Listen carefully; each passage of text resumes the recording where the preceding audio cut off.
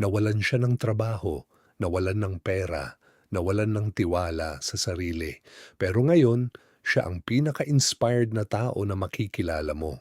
Ano ang nangyari? May isang lalaki na isang araw, wala na siyang natira. Pera, wala. Trabaho, wala. Pag-asa, halos wala na rin. Inisip niya na tapos na ang lahat.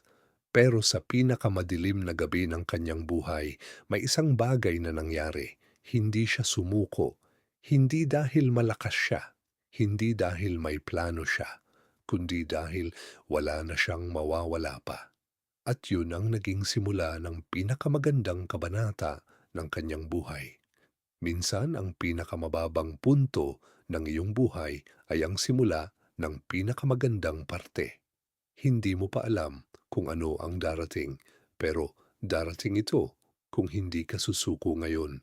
I-follow ang Bangon Pilipino at comment ka ng Ako rin kung naranasan mo na ring mawala ng lahat at bumangon ka pa rin.